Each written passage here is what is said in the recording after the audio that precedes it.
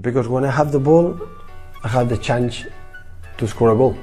And when I have the ball, the opponent has the chance to score a goal. And that's why I want the ball as much as possible. I'm European champion, so I'm not one of the bottle. I think I'm a special one. Playing football, it's like an orchestra, but it's a silent song. I like heavy metal more. Como faço em todos os clubes onde tenho passado, os jogadores do Benfica para o ano vão jogar o dobro que jogaram o ano passado. Só isso. E o dobro se calhar é pouco. Olá pessoal, bem-vindos a Scout Talks, entrevistas aos principais intervenientes do jogo. Saímos a jogar com qualquer convidado.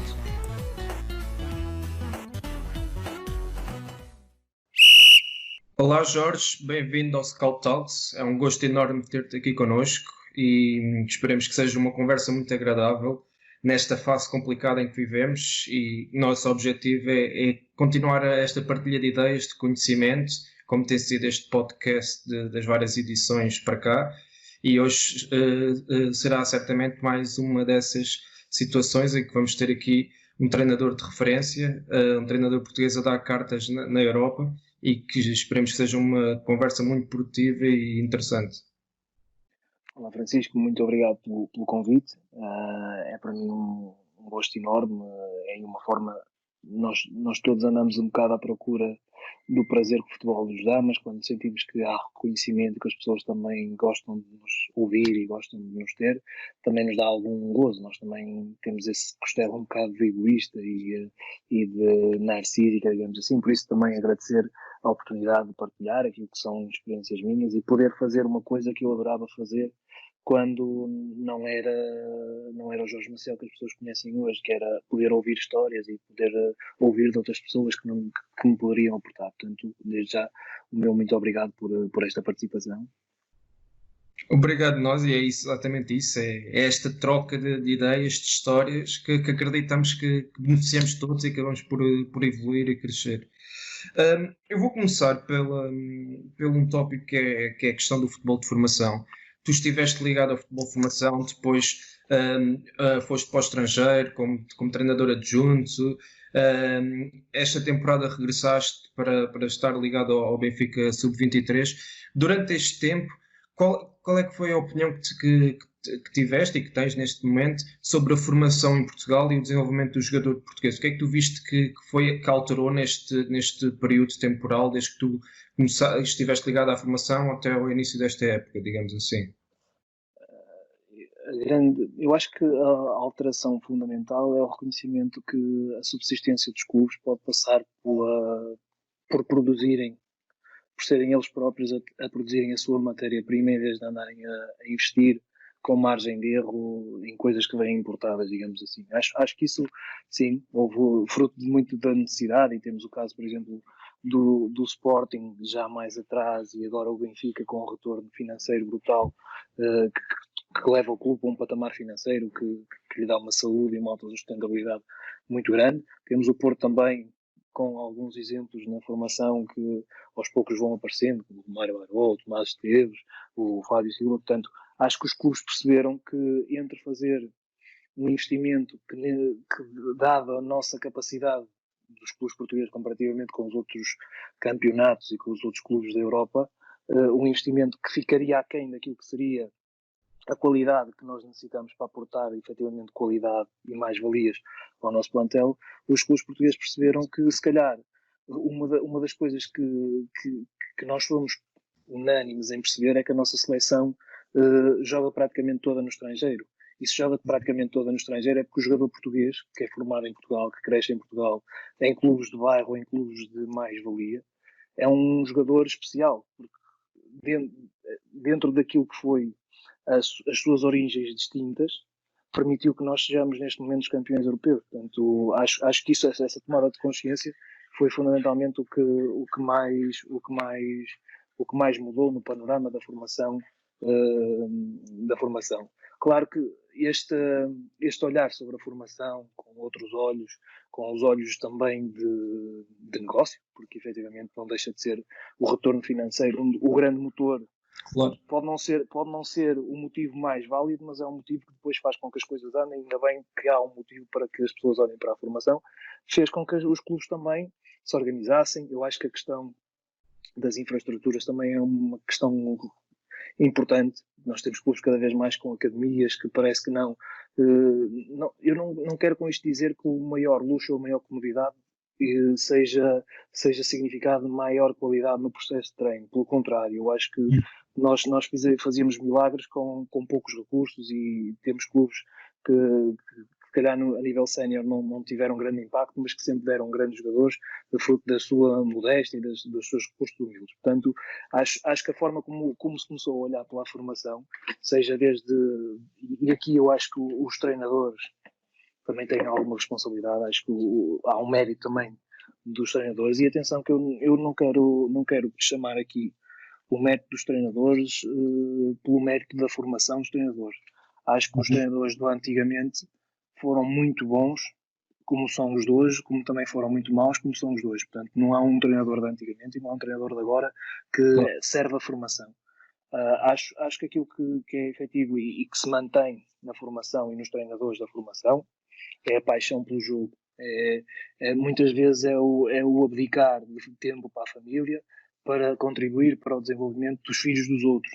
É abdicar às vezes dos filhos para dar uma parte do dia aos filhos dos outros. Portanto, eu acho que este espírito de alguma carolice que foi a minha formação no Gil Vicente faz com que nós consigamos sobrepor muito aquilo que são as dificuldades materiais que às vezes os clubes mais pequenos possam ter. Portanto, acho que este lado foi portanto, manter a paixão que sempre houve e dar uma visibilidade maior à formação e uma capacidade que eu acho que é importante também. E acho que o campeonato Sub-23 é muito feliz nisso. A capacidade de nós darmos um espaço competitivo e os clubes reconhecerem que é competir com níveis de exigência que efetivamente signifiquem competição, que faz também promover o talento, acho que é um aspecto muito importante. É quase unânime que os clubes a nível nacional que têm maior capacidade de prospecção e conseguem ter os melhores jogadores, neste momento estão a jogar com escalões acima, porque com escalões com idades abaixo, mas com os jogadores num escalão acima. Porquê? Porque percebem efetivamente que o motor da potenciação do talento ao lado do treino, mas se o treino não tiver a necessidade de transcendência depois de resultados, da pressão de resultado, de ter que mostrar que se está a crescer, de que se está melhor, acaba por ser um talento que não tem muito sentido, digamos assim. Portanto, acho que esse aspecto é um aspecto também bastante importante. A capacidade de nós percebermos que é preciso competição e é preciso uma competição ajustada para o talento. Um aspecto que eu acho que regrediu na formação e que eu acho que era o motor da formação era nós termos uma formação mais geograficamente muito mais descentralizada dos grandes clubes. Neste momento eu acho que e eu pensava muito com a minha malta do meu staff do Benfica, que era muitas vezes os clubes grandes parece que vão provar do próprio veneno. Porquê? Porque o facto de aglutinarem, serem capazes de ter uma rede de prospecção altamente capaz, porque é um clube mais visível, porque é um clube que tem outras condições que para os pais cria uma expectativa de ok, eu vou para ali, então a probabilidade de ele vir a ser jogador é muito maior, então é por ali que eu vou escolher, faz com que os clubes sequem toda a volta aquilo que é o talento que emerge nas pequenas equipas. Nós nos campeonatos nacionais, há 10 anos atrás, todas as equipas, fossem grandes ou pequenas, tinham 2 jogadores muito interessantes. Neste momento deixou de haver esse. Há uma equipa muito forte que aglutinou todos esses, ou 2 ou 3 que aglutinam todos esses grandes talentos, ou os melhores de cada equipa, e depois secamos as equipas mais pequenas. Qual é a perniciosidade disto? É o facto de depois nós reconhecermos que a competição é fundamental, mas não a termos no nosso escalão. Porquê? Porque as equipas que competem contra os miúdos das outras equipas onde nós vamos buscar os nossos miúdos para termos talento na nossa, acabam por ser equipas muito mais frágeis porque perderam essas mais-valias. Portanto, este eu acho que é um aspecto interessante que eu acho que deve ser repensado na formação. Se nós formos, no meu caso, em França, o raio de prospecção dos clubes é um raio de 50 km, portanto, até aos sub-15, creio. Portanto, eu acho que esta é uma medida interessante é uma medida interessante que se calhar vai levar os clubes a arranjarem outras estratégias, que vai desenvolver o futebol a um nível local de uma forma diferente. Por exemplo, um clube grande, em vez de recrutar e trazer para o seu centro de treino em Lisboa, ou no Porto, ou em Braga, ou onde for, vai ter que deslocar o centro de treino ou arranjar a forma de ter equipas satélites espalhadas pelo país para controlar este talento, mas ao mesmo tempo está a dinamizar aquilo que é a modalidade a nível local, está a espalhar a sua marca de uma forma mais local e ao mesmo tempo não perde uma coisa que é fundamental para os miúdos, que é o contacto com a família. Que eu acho que se há um aspecto que eu sinto que os miúdos sentem muito é terem que viver dos 12 até aos 20 anos sem pais, muitas das vezes, e a verem os pais uma vez por semana. Portanto, é um choque grande. Eles fazem-se, as pessoas não sabem a fragilidade ou a necessidade de crescer rápido que estes miúdos muitas vezes têm. Sem dúvida, e acabaste por focar aqui pontos muito interessantes e é uma visão muito, muito pertinente. Tu logo ao início falaste da questão do futebol de bairro e eu queria pegar por aí para perguntar qual é que é a tua opinião sobre a questão do futebol de rua, se achas que temos vindo a perder o facto da sociedade hoje em dia ser uma sociedade muito mais digital, não haver este contacto das pessoas na rua, dos jovens irem para a rua, jogarem futebol na rua como se fazia há 10, 20 anos, 30 anos atrás. Achas que isso vai ter repercussões em termos futebolísticos, neste caso em Portugal, a médio e longo prazo? Se é que já não estão a ter, se calhar já não vemos jogadores tão tecnicistas como víamos antigamente.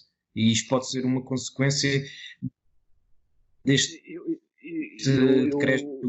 Eu temo um bocadinho por isso. Infelizmente acho que tem aqui uma espécie de cobaia aqui em casa, que é um Francisco também, com 4 anos, que fez há dias 4 anos. E há uma coisa que eu vou-me apercebendo. Eu acho que há um desejo muito grande. O meu filho não gosta de brinquedos. O meu filho gosta de brincar com pessoas.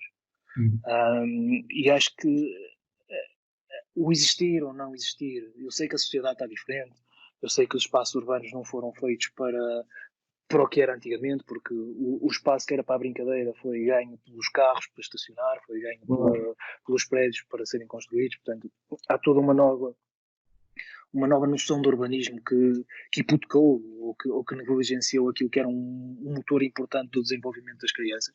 E não estou a dizer o desenvolvimento do ponto de vista do futebol, estou a dizer o desenvolvimento do ponto de vista daquilo que era a expertise deles, serem capazes de arranjar estratégias para quando se viam em aperto, quando a bola ia para o vizinho, terem que subir o muro, ou terem que fugir da polícia, ou ter que fugir de alguém que... portanto, todo um conjunto de vivências que a rua proporcionava, que não tinha necessariamente a ver com futebol, mas que faziam com que as crianças crescessem, se desenvolvessem de uma forma cada vez mais perspicaz, porque aquela ratice, se há uma coisa que eu sinto muito no futebol atual, é que nos balneários há uma coisa que falta, é uma capacidade de liderança.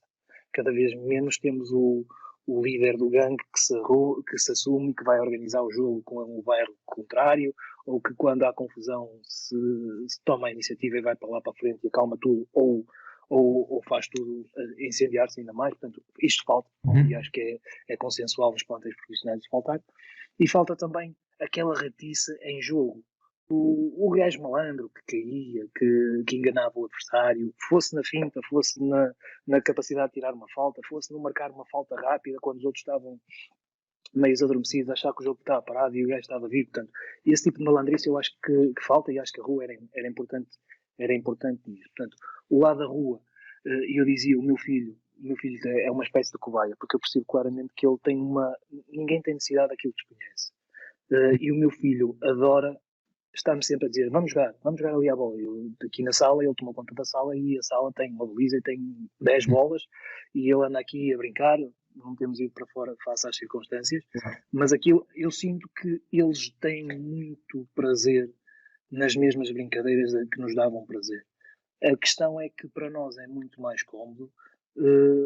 Toma lá o telemóvel, toma lá, que se quer jogar futebol, pega lá a Nintendo Switch ou a PlayStation e jogas o FIFA, que aí também é futebol e não te cansas. E, portanto, nós é que estamos um pouco a contribuir para que este lado é-nos mais cómodo e então também não fazemos muito porque como estamos todos a trabalhar imenso, chegamos do trabalho, pouco a disponibilidade temos, e eu contra mim falo, quanto pouca disponibilidade temos para os nossos filhos e dizemos assim, opa, olha, vai para ali, vai ver o Panda, ou vai ver o YouTube, ou pega o telemóvel, Portanto, é muito mais fácil para nós. Portanto, a grande responsabilidade da rua é uma questão urbanística, sem dúvida, é uma questão de sociedade, porque a insegurança existe, porque agora temos, se houver uma criança desaparecida, durante uma tarde nós temos um canal ou vários canais que nos dizem que a criança desapareceu. Isto causa medo, da mesma forma que nos causa medo viver toda esta situação do coronavírus, também muito pela informação que nos é transmitida. Portanto, eu vivi uma situação na Líbia que foi quando rebentou a guerra, eu percebi bem o que era a manipulação de informação e o quanto isto nos condicionava e nos criava medo. Portanto, eu estava num contexto em Trípoli em que nada se passava e os meus pais estavam em Portugal cheios de medo porque diziam que Trípoli estava a ser bombardeado. Portanto, acho que nós também temos de ser um bocadinho críticos em relação a isso e perceber os passos e tentar, claro, que se o meu filho vai para a rua, se calhar vou ter que ir com ele, vou ter que ficar mais vigilante porque as coisas não são como antes e efetivamente há esse esforço. Portanto, eu acho que a rua efetivamente era a escola do talento, era a escola do desenvolvimento das crianças antigamente. Aquilo que eu acho que pode ser uma responsabilidade dos clubes é tentar recriar esse espírito da rua nos seus espaços. Portanto, o que é que havia na rua? Havia paixão, havia alguma liberdade, havia diferenças, claramente, entre aquilo que era o nível de desempenho dos jogadores e havia uma necessidade de mostrar serviço. Se eu queria jogar no ringue dos mais velhos, eu tinha que esperar que alguém faltasse ou que alguém fosse beber água ou alguém fosse chamado pela mãe para eu entrar, tinha que esperar o meu momento. Portanto, isto parece que não tem a ver um bocado com aquilo que é a gestão de carreira e que é a carreira dos jogadores. Muitas vezes eles têm que esperar pelo momento para aparecerem como titulares na equipa. Portanto, e quem jogou na rua teve este momento logo aos 5 anos. Portanto, todo este conjunto de coisas que a rua nos proporciona são altamente ricas. A rua, o que é que tinha? Paixão. Eu acho que os clubes devem... Um dos aspectos que eu acho que é fundamental e não perder é a paixão. A paixão de quem treina é determinante para contagiar paixão em quem está a jogar. A rua tinha uma coisa que era muito interessante e que pode ser um pau dois bicos, digamos assim. O que é que a rua não tinha? Não tinha treinadores. Os treinadores podem ajudar e podem desajudar. Se fizerem com que aquilo que é um processo de jogo mais ou menos selvagem se torne num processo de ensino e não de aprendizagem. Eu acho que o processo de formação tem que ser um processo de aprendizagem, não tem necessariamente que ser um processo de ensino. O professor Vítor Ferreira dizia sempre que se aprende a jogar jogando o futebol não é algo que se ensina, mas que se aprende. E eu acho que é muito esta lógica da formação. Quanto mais o contexto permitir que eu vivencie o jogo de formas diversas, e atenção, eu acho que os clubes devem ter responsabilidade naquilo que é a rua que querem recriar no seu clube. É diferente. A minha rua joga-se mais em passe ou na minha rua joga-se mais em finta. Em função disso, nós vamos criar contextos mais de passe, ou mais de drible, mais de 1 para 1, mais de finalização. Portanto, a forma como os treinadores e o modelo de formação, digamos assim, das escolas de formação são feitos, também pode fazer com que naquela rua daquele clube se valore mais isto e menos aquilo. A rua de Itália valorava-se mais uma defesa de guarda-redes ou um desarme do central do que propriamente um drible ou uma finta. No Brasil é completamente diferente. Em Espanha a característica do jogo, qualquer miúdo faz um touro, faz um rondo, faz um mainho na rua ou está a jogar passe contra a parede, porque é uma matriz cultural daquilo que foi um futebol que representou para a Espanha ser bem sucedido, que é um futebol mais de passe. Portanto, aquilo que os clubes têm que perceber é qual é o espírito que nós queremos dar ao nosso processo, e eu acho que a essência fundamental, a essência, como dizia o Cruyff, a essência primogénita do jogo é o futebol de rua, e depois é que futebol de rua nós queremos. Mas a coisa não tem que deixar de ser futebol de rua. Portanto, eu acho que o aspecto fundamental é mesmo isto. Tem que ser aprendizagem, não tem que ser ensino. O treinador está lá para ajudar, não está lá para agarrar, para ancorar o jogador a determinadas coisas. E acho que às vezes se tende muito para isso. Portanto, aquilo que o futebol de rua tinha, que dava liberdade, era também não haverem treinadores que amordaçavam os miúdos e os miúdos iam descobrindo o jogo de forma um bocado mais selvagem, um bocado mais autodidata. A possibilidade de termos treinadores permite-nos criar contextos que acelere a aquisição de forma a que a aquisição se faça de acordo com aquilo que nós achamos que é fundamental, mas sem que eu esteja a impor aquilo que é a aquisição, digamos assim. A mestria do treinador na formação, acho que tem muito mais a ver com o criar um contexto ou vários, em que o jogo seja vivenciado de forma diversa, mas fundamentalmente sempre de uma forma apaixonada. Este é que para mim é o grande desafio do treinador da formação. Tu acabaste de falar de uma questão muito importante, que é a paixão do treino, mas também a necessidade do treinador de formação saber potenciar o jogador e não, digamos assim, não castrá-lo, digamos assim. Tu acreditas que hoje em dia, em que vivemos num modelo de formação em que se valoriza muito mais o rendimento do que o talento, em que se procura muito mais os resultados imediatos, em vez de olhar, se calhar, para o progresso individual e coletivo dos jogadores e formar homens para além de jogadores, se achas que isso acaba por de certa forma, castrar alguma criatividade que exista e deixar alguns jogadores pelo caminho, porque eu recentemente vi uma entrevista tua em que dizias que um treinador, se quiser, um treinador na formação pode matar um jogador à nascença, pode, não lhe dando oportunidades, o jogador fica desmotivado e deixa de jogar. No futebol sénior isso já não acontece, e era perceber se tu achas que hoje em dia o futebol de formação, se não estamos a castrar muito talento que existe e a deixá-lo pelo caminho neste processo. Francisco, a questão que eu dizia era um bocadinho, era muito dentro disto, tinha a ver precisamente com, eu dizia, foi-me perguntado se os treinadores da formação tinham uma responsabilidade tão grande, porque é que não eram eles digamos, o topo da pirâmide. Exato, isso era porque me colocavam. E eu acho que é fundamental, e aquilo que eu dizia, que a nossa implicação naquilo que pode vir a ser o futuro de um jogador é muito mais responsabilizada e tem muita mais responsabilidade quando nós estamos na formação, porque nós podemos automaticamente excluir um miúdo, porque dizemos que ele é alto, ou que ele é baixo, ou que não tem jeito, e do que quando nós chegamos a um plantel sénior. Num plantel sénior, nós podemos ser responsáveis por um mau momento do jogador, mas aquele jogador, quando chega a nós, já tem um passado, já é um jogador. Portanto, ele já tem uma vida, ele tem um crédito, ele tem um passado, tem um percurso e sabe que em função de eu lhe dar mais ou menos oportunidades, ele pode subir ou descer um bocadinho o patamar em que se coloca, não é? Mas na formação isso não existe. Na formação, quando o jogador chega, o miúdo chega com todas as expectativas do mundo.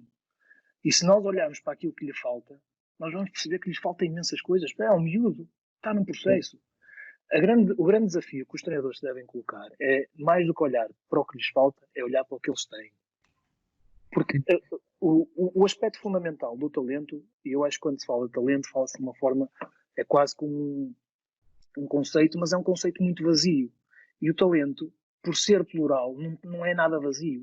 A forma como nós podemos preencher o talento pode ser manifesto de formas muito diversas. Há talento a defender, há talento de jogar de rede, claro. há talento que eu não consigo ver pela execução.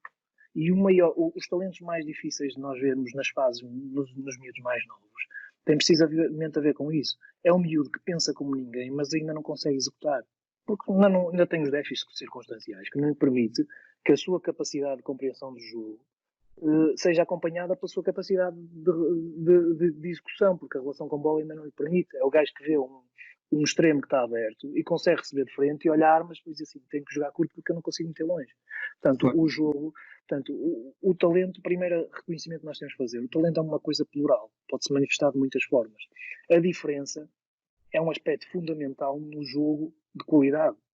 O que torna o jogo de qualidade, efetivamente de qualidade, é tornar uma coisa, um todo homogéneo, através de um conjunto de heterogeneidades, de gajos que aportam coisas diferentes. Porque se forem todos iguais, fazem todos o mesmo. Portanto, o jogo é tanto mais rico quanto mais diferença contemplar. Agora tem que ser uma diferença sintonizada por uma coisa comum. Isso tem a ver com a equipa. E os miúdos, desde pequenos, percebem o que é ser coletivo. Porque eles sabem minimamente o que é estar em grupo. Essa questão do talento. O que é o talento? É plural. E olharmos, não lhe falta isto, ele tem isto.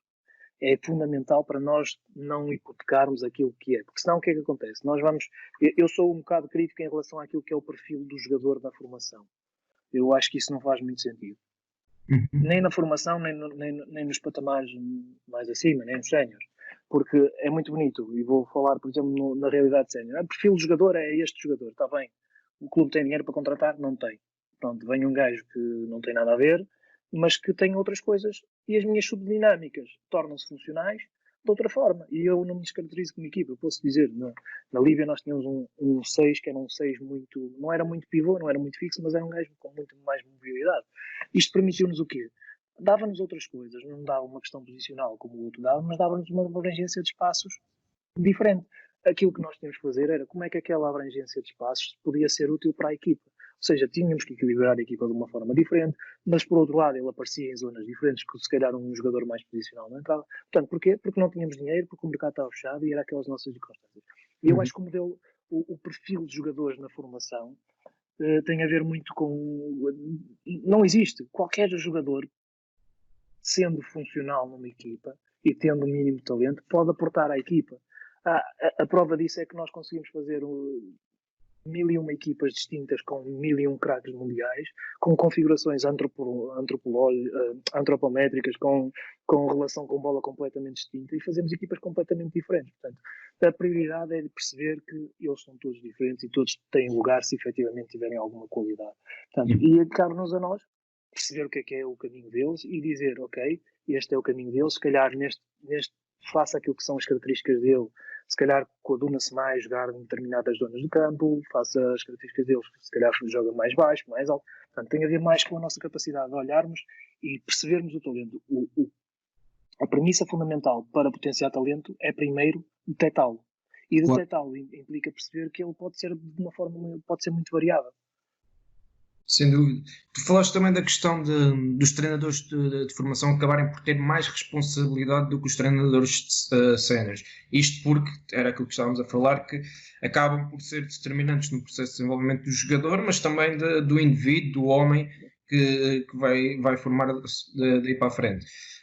E nós hoje em dia também vivemos numa sociedade de consumo rápido, existe uma grande pressa para chegar longe o mais rapidamente possível.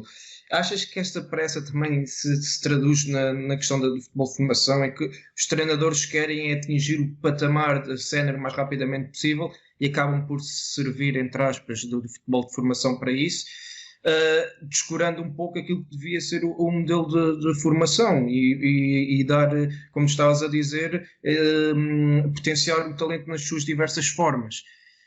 Como é que podemos contornar isto? Ou seja, pagar aos treinadores de formação da mesma forma, em igualdade com aquilo que se recebe no futebol de sénior. É certo que o futebol de formação não dá a rentabilidade que o futebol de sénior dá, mas em termos de responsabilidade é uma responsabilidade muito grande. Como é que podemos contornar esta situação para não existir esta pressa de vermos treinadores a quererem chegar ao futebol sénior sem terem um processo calculado e focarem-se naquilo que é o desenvolvimento dos jovens jogadores? Eu acho que essa questão da pressa tem a ver com o mediatismo que a função de quem está numa primeira liga, seja onde for, seja em Portugal, seja no estrangeiro, tem. Portanto, nós vivemos muito para publicar coisas no Instagram, para publicar coisas no Facebook, e claro que é muito melhor publicar uma fotografia a chegar ao Parque dos Príncipes ou ao Etihad Stadium que a chegarmos ao campo do Pedrozinho, portanto um campo mais pequeno, tem Sim. outro impacto. Basta ver que o mesmo treinador, passado um mês, passa por uma realidade completamente diferente e toda a gente lhe manda mensagens, né? E se calhar enquanto andou ali no clube de bairro, ninguém lhe mandava mensagens e a pessoa é exatamente a mesma. E acho que esse também é um esforço que nós devemos ter. É perceber que somos os mesmos quando estamos no clube de bairro e que o clube de bairro nos valorizou muito e que foi o clube de bairro que nos fez com que nós chegássemos a um patamar um bocadinho assim. Nós nos podemos embebedar um bocadinho com aquilo que é o poder que o protagonismo e o imediatismo nos permite. Portanto, e era um bocado nesse sentido. Portanto, nós temos uma pressão grande, que é a pressão de toda a gente nos estar a ver, que é a pressão de toda a gente saber que se o Lille perder, se o Benfica, se o 23 perder, no outro dia vai aparecer notícias que a equipa jogou bem ou jogou mal. Portanto, isso é uma pressão que temos, mas nós não temos uma pressão, é uma pressão da cultura, é uma pressão do mediatismo que o futebol tem, é uma pressão do mediatismo que a sociedade coloca em nós, mas nós não temos uma pressão que se exerce sobre os outros. quando estamos no futebol sénior, porque o jogador acabou o jogo, ganhou ou perdeu, tranquilo da vida, vai ganhar o seu salário e vive bem. Num determinado patamar vive normalmente bem. Um treinador da formação, não. Um treinador da formação, se tem uma conduta que é menos capaz com um jogador e que faz com que ele desista, e ele até era um miúdo com um potencial brutal, aquele foi um talento que se desperdiçou. Portanto, do ponto de vista da implicação ou daquilo que é o efeito direto sobre um jogador, na formação o impacto é muito mais direto naquilo que é a carreira de um jogador do que num plantel sénior. Portanto, e nós temos que ter consciência disso. A questão da remuneração e do reconhecimento. É verdade, eu sinto muito isso. E sinto que não é por uma questão de ganhar mais ou ganhar menos. Eu sinto que a grande questão... Nós somos um povo... Não é mau, atenção, não é nada Sim, mau sim, nós claro. sermos ambiciosos e sermos competitivos. Claro. Às vezes tendemos a para ser invejosos. Uhum. E depois queremos passar por tudo e por toda a gente e achamos que não interessa se eu puder ganhar, se eu puder dizer no final de semana que ganhei por mais golos que o meu colega do escalão acima ou do escalão abaixo, eu vou me sentir o máximo. Portanto, a pressão não é tanto por ganhar mais dinheiro ou menos dinheiro, porque o futebol também em Portugal, até determinado nível, não é que te vai fazer muita diferença.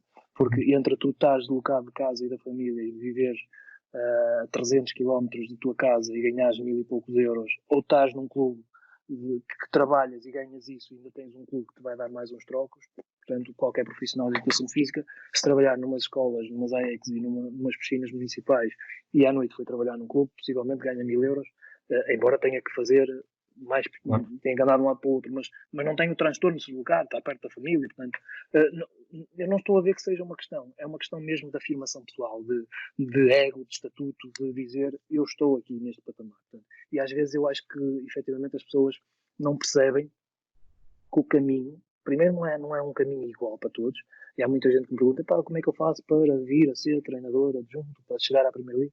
E digo, pá, a melhor forma, aquilo que tens que fazer é aproveitar as oportunidades que tens. É o teu espaço, aproveita-o como se fosse Champions League. Porque isso é que te vai fazer com que as pessoas falem de ti, porque isto é um mercado que, se nós considerarmos como um produto, é um mercado em que os pais comentam. Por acaso, nos pais da escolinha tal, até estava um empresário que conheceu, que depois conhece o treinador X, e diz, pá, o treinador dos miúdos lá, pá, o gajo tem muito jeito para aquilo.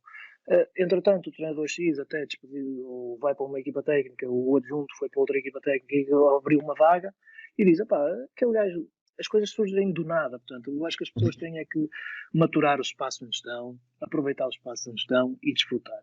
A questão daquilo que tem a ver com aquilo que é uma questão que não é dos treinadores, é uma questão mais dos clubes, é, será que se os vencimentos dos treinadores forem de acordo com a responsabilidade que eles têm na formação, nós conseguimos diminuir essa pressa? Eu acho que sim. Acho que sim, claramente. Acho que ninguém pode negar que também muitas vezes andamos no futebol, porque também é uma profissão e dá mais uns trocos, e em alguns casos é a autossuficiência das pessoas. Agora, como é que isso pode fazer? Opa, há muitos clubes que vendem jogadores, mas não revêem os salários dos treinadores da formação. Eu acho que um clube que venda um jogador na formação deve aproveitar aquele dinheiro para investir na formação. Não é para pagar salários mais caros, até pode ser para pagar salários mais caros, porque quando eles dão assim bastante dinheiro. Portanto, eu acho que os clubes têm que quando eu falava na necessidade de olharem para a formação, no início, quando falávamos disso, eu acho que a capacidade dos clubes se autoalimentarem é também nesta questão. Um clube não pode, e passou-se isso em clubes que eu vivi até na formação, um clube não pode deixar sair aqueles que são os treinadores da formação que são importantes. Porque está a alimentar outros clubes, está a deixar sair um ativo, está a deixar, se calhar, sair alguém que lhes vai permitir dar a ganhar muito dinheiro no futuro. Agora, como aquilo não aparece passado 2 ou 3 anos, que aparece à la longa, os clubes, isso não é dinheiro visível. Mas depois, quando olham para trás, dizem assim, mas este e aquele treinador tiveram com este e aqueles jogadores que nos deram 30 milhões cada um. 30 milhões são 60 milhões. 60 milhões dá para fazer uma academia e ainda dá para mais alguma coisa. Dá para mais alguns anos de formação. Portanto, se eles tivessem, se efetivamente aquele fator é um fator importante, que é o treinador, a qualidade do treinador, acho que os clubes devem investir na capacidade de reter os treinadores. E acho que Portugal está a viver um bocado esse mal. Acho que nós, a formação e Portugal em geral, não consegue reter o treinador. Já não conseguia reter os jogadores. porque os outros Sim. pagam mais e a malta vai. Já não conseguem também reter os treinadores, porque é completamente diferente. Alguém que esteja na formação a ganhar 500 euros, que já é muito para aquilo que é a realidade nacional, se tiver uma oferta para ir para o estrangeiro a ganhar 2.500, numa fase em que não está casado, que não tem filhos e não tem responsabilidades e quer até ter experiências de vida diferentes, vai para um país diferente ganhar e não é muito mais. Porque se calhar se tu fores casado e tiveres filhos, tu dizes, eu vou para a China por 2.500 euros, não vou, só se precisar. Claro. Portanto, tem a ver às vezes com os clubes reterem também aquilo que é o lado de talento. E se calhar ao reter o lado de talento, e nós temos o caso do Ajax, o Ajax vendia jogadores e era todo investido na formação. Com melhores condições para os treinadores, e acho que nós também devemos perceber isto. Nós não devemos usar a formação para dizer a formação é um espetáculo, os clubes têm que se virar para a formação, mas dizer por dizer, é tomar medidas para, ok, X% da venda deste jogador é, ok, se é um jogador da formação, imaginemos o que é uma venda de um jogador de 60 milhões. Se nós dermos 10%, sobram ainda 54 milhões, mas 6 milhões para serem investidos na formação num clube é dinheiro. Claro. 6 milhões para serem investidos em salários, em condições para os profissionais, em ter mais bolas, em poder fazer torneios melhores, porque também é importante, em poder investir em competição para os miúdos, é uma forma de investir. Estamos a falar de 10%.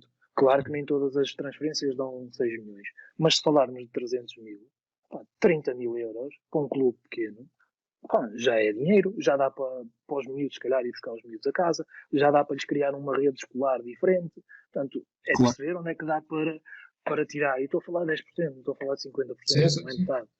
Estamos a falar de um universo que para o clube é uma esmola, é uma esmola para o clube, mas é uma fortuna para a formação. Portanto, acho que os clubes têm que pensar nisto. Eu acho que há clubes em Portugal, inclusive, que já pensam nisso. E acho que este é que tem que ser efetivamente o caminho. Uma questão ainda relativamente a isto, que é, achas que a possibilidade de existirem cursos diferenciados, apostar mais na qualificação de treinadores, ou seja, ter cursos específicos para treinadores de formação e cursos específicos para treinadores de futebol sénior, pode ser uma possibilidade? Isto porque também vemos que há muita gente que está no futebol de formação e que não tem capacidade para estar, para saber lidar com miúdos, ou que não tem paciência para os miúdos, o que quer que seja, e lá está, acaba por depois ter um impacto muito maior naquilo que vai ser o percurso dos miúdos do que um treinador de futebol sénior. E se existir uma qualificação dos quadros formativos, se calhar poderíamos acrescentar qualidade ao processo de formação em Portugal, neste caso. Eu acho que essa questão é pertinente, mas acho que tem. Eu percebo o contorná-la acima, mas acho que deve caber a cada um também aquilo que é. Há malta que não consegue ter um animal de estimação, quanto mais lidar com uma criança. Não é? Claro. E estão a lidar diariamente com crianças. Portanto, eu acho que a formação é altamente estimulante, mas também é altamente extenuante. É demasiado absorvente, é difícil. A formação é muito absorvente, porque as crianças são todas muito diferentes, têm uma energia brutal e sugam-nos muita energia, e então é um desafio permanente. E acho que há, sem dúvida, que mais do que uma formação, há um perfil pessoal do treinador da formação. Agora, aquilo que é, para mim, determinante no treinador da formação e que é determinante no treinador profissional, é comum, que é a pessoa estar muito bem com ela própria. Isto eu acho que com ela própria e com a sua função. Se eu não desfruto daquilo que faço, não estou ali a fazer nada. Eu acho que o fundamental, mais do que a formação, porque, porque se reparares, a formação de treinadores acaba por indiretamente fazê-lo, só que faz ao contrário. A porta de entrada normalmente é a formação, e toda a gente tem acesso à porta de entrada da formação, e a formação de treinadores também é muito mais direcionada para a formação. Se calhar tu tens muita mais gente na formação que não se coaduna com o perfil de formação que deveria estar no nível sénior, só que pelo facto de a formação ser feita ao contrário, portanto, dá-te o primeiro e segundo nível, digamos assim. No primeiro e segundo nível, o que é que tu tens? Tens a malta que está a começar, que quer fazer os cursos porque quer treinar. Mas a porta de entrada que eles têm porque a habilitação assim normalmente é formação. Uhum. O que é que te acaba por fazer a separação entre aquilo que é, ok, isto é a minha profissão ao mais alto nível e com profissionais, e ou não, é tu chegares ao terceiro nível e tens que dar 3.000 ou 4.000 euros para fazer um curso. Aí tu pensas, é isto que eu quero fazer ou não é isto que eu quero fazer? Só quem efetivamente quer fazer e sente que pode fazer do futebol carreira, ou tem muito dinheiro, isso também é outra hipótese, é que vai apostar e vai dizer, não, eu vou gastar aqui 4.000 euros porque eu quero ser treinador de futebol profissional. E o que é que acontece? Esta malta que para estar num nível acima, porque depois também é altamente, o futebol amador profissional também é muito desgastante, então a malta acaba por ir ali para a formação porque está menos tempo, desgasta-se menos, mas se calhar tem perfil é para estar no futebol profissional, só que a formação que tem, para um nível que eles acham estimulante, é no futebol de formação. Portanto, há aqui um desajustamento entre aquilo que é o nível de formação ou a capacidade que as pessoas têm para tomar formação ou para ter formação porque é caro, e até certo ponto isso também separa quem passa para o nível, ou quem quer fazer isto de vida e quem não quer, porque eu acredito que quem chega ali e está nas escolinhas aos 30, 40 anos diz assim, ok, vou ficar pelo segundo nível porque no terceiro nível vou gastar dinheiro que me pode fazer falta para a família ou afinal só estou aqui neste patamar e as coisas não acontecem. Portanto, esse lado é um lado que eu acho que é também importante repensar, é até que ponto se calhar fazer formações mais generalizadas, os clubes no Benfica vivia uma coisa, e no Porto também tínhamos, que é uma coisa importante. Eu acho que as pessoas não dão muito valor à questão do psicólogo no desporto, mas o psicólogo, para mim, tem uma função fundamental, não é sobre os jogadores. Acho que o psicólogo pode ser alguém muito importante para o staff. Uhum. Porquê? Eu acho que a intervenção do psicólogo não deve ser sobre os jogadores, sobretudo num determinado patamar. Acho que essa deve ser uma relação de nós, treinadores, que estamos lá. Primeiro, o psicólogo não pode ser um extraterrestre que entra ali, mas o psicólogo pode nos ajudar muito a priorizar e a refocar naquilo que é o nosso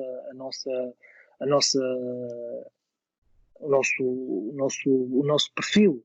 Portanto, há treinadores que se calhar não estão a perceber bem o que a formação lhes pode dar, que estão demasiado obcecados e que, sendo que não estão preparados, que estão demasiado esgotados, ou porque têm questões pessoais, seja um divórcio mal resolvido que faz com que os filhos estejam longe dele, estejam uma guarda partilhada ou qualquer coisa assim, e aquilo é um recalcamento, ele depois se calhar pode-se manifestar sobre os outros miúdos e ter um comportamento mais agressivo e revoltado. Portanto, estou a falar de pequenas coisas que acho que às vezes são importantes. Eu acho que o fundamental é nós estarmos, e eu falei no início, o fundamental é nós estarmos bem connosco próprios.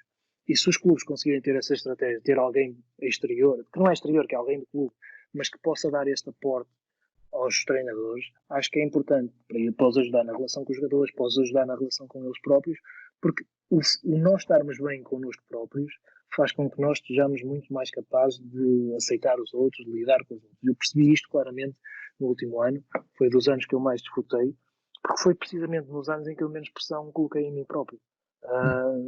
Disse, ok, o futebol é um jogo que se ganha e que se perde, eu escolhi a minha vida com uma coisa que não controlo totalmente, então vou desfrutar disto porque é isto que eu gosto de fazer, mas sei que às vezes vou perder e às vezes vou ganhar. Portanto, e acho que este é um lado muito importante. Eu acho que há um perfil face à empatia que se consegue criar na ligação, sem dúvida que há mais pessoas mais vocacionadas para a formação ou para o futebol sénior, mas depois cabe a cada um também reconhecer isso mesmo. Acho que também a formação poderia ajudar, o abrir de formação poderia ajudar, ou formação vocacionada, e até tocar neste tipo de pontos do autoconhecimento, daquilo que são as perspectivas de carreira de um jovem na formação, de um jovem treinador na formação, ou de alguém que faz percurso na formação, o reconhecimento. Acho que nós também é importante que às vezes se vá buscar pessoas como o Aurélio Pereira, o Vítor Frade, pessoas que viveram também um período da sua vida dedicadas à formação e que tiveram frutos, porque isso também é um lado que torna visível que viver em função dessa causa da formação também é possível. Também é possível ter alguma visibilidade. Portanto, como a formação não tem visibilidade, as pessoas também perdem um bocado o interesse. Se nós conseguirmos dar alguma visibilidade e exemplos palpáveis que as coisas podem ser, e se dermos formação a ajudar, e a Federação nisso acho que tem feito um papel interessante, porque a formação tem sido muito diversa. Agora, a formação com viés claramente de alto rendimento ou futebol de formação, acho que faz sentido, sem dúvida. Claro. Tu aí focaste num aspecto importante, que é o aspecto psicológico.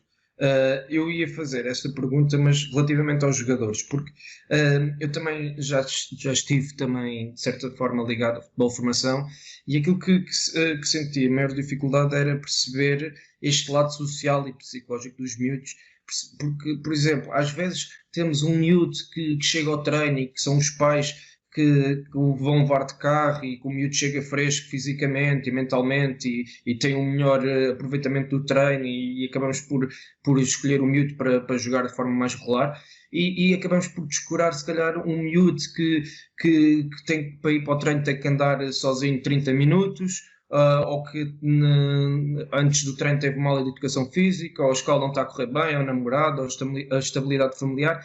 Como é que se pode arranjar ferramentas, digamos assim, para perceber este lado mais social, mais psicológico, em idades jovens e, de certa forma, ter isto em conta para não deixar os miúdos perderem-se pelo caminho e conseguir cativá-los para aquilo que deve ser a paixão deles, que é jogar e estarem inseridos num grupo? Eu posso dizer que essa questão pode ser mesmo extensível àquilo que é uma realidade de jogador sénior. Sim. Portanto, e acho que o cerne da questão está em tu criares uma ressonância empática no teu grupo que te permita estar à vontade e espontâneo para lidar com eles. Lá está. Por isso é que a formação é tão absorvente, porque tu seres capaz de estar sensível para a singularidade do outro e para as alterações da singularidade do outro no processo de treino, precisas estabelecer uma ligação boa com ele e precisas estar fresco, também tu como treinador, precisas estar sensível a isso, precisas de perceber que aquilo não são simplesmente 18 miúdos que andam ali a chutar e não, são pessoas, tens que perceber que são pessoas e tens que perceber pequenos sinais que com a experiência tu vais percebendo. Eu no outro dia também dizia isso, eu facilmente na formação percebia quando um pai não estava em casa, era uma mãe solteira, ou que eram pais divorciados. Porquê? Porque os miúdos normalmente agarravam-se muito a mim. Um miúdo cujo pai normalmente não está em casa era alguém que se agarrava normalmente no treino muito ao treinador. Foi uma das coisas que eu me fui apercebendo. Porquê? Porque faltava aquela figura em casa. Portanto, são pequenas dicas, são pequenas coisas que aos poucos vão passando, que nós vamos nos apercebendo e vamos conseguindo ter. Portanto, esta sensibilidade é fundamental, mas nasce tudo da relação de confiança que tu tens que ter com o jogador. Nasce tudo com o facto de ele sentir que está ali alguém que, além de ser alguém que o ensina a jogar ou que o ajuda a jogar melhor, é alguém que se preocupa com ele. É alguém com a qual ele pode falar. É alguém que... O sentimento de justiça, de jogar ou não jogar, os miúdos têm. O sentimento de serem mais ou menos considerados que os outros também o têm. Este ser um filhinho do papai e o outro ser o Manel que veio ao treino. Os miúdos sentem muito isso. Portanto, e acho que é importante que nós não temos que ser iguais para todos, porque nem todos são iguais, as portas de entrada de uns para os outros diferem, o espaço que uns querem é diferente dos outros, há miúdos que gostam de ser mais absorventes, há miúdos que gostam que tu peques com eles, há miúdos que gostam mais de ser mais retratados, e isso tu tens que perceber. Portanto, o fundamental mesmo é perceberes quem está contigo e perceberes a individualidade de cada um. Isso passa-se, por exemplo, com um sénior. Tu perceberes que um jogador chega ao treino 2 ou 3 dias seguidos, mais cabisbaixo, que normalmente tem um grupinho que está a falar normalmente, mas naquele período tu sentes que há ali qualquer coisa estranha. E tu, quando apanhas sozinho, então, o que é que se passa? Está tudo ok? O mister tem andado aqui com os problemas, não sei o que, não sei o que. Eles próprios, porque eles é não ir a perceber que o jogador que joga é muito mais do que isso. É alguém que tem uma família, é alguém que tem um contexto, é alguém que tem problemas. É preciso, por exemplo, tu perceberes tens dormido bem, o teu filho nasceu, está a dormir bem, o por acaso tem andado a dormir mal, e tu percebes que o rendimento dele cai. No treino ele não consegue estar tão fresco porque está mais cansado. Estamos a falar do miúdo que vem da escola ou que vai para a escola a pé.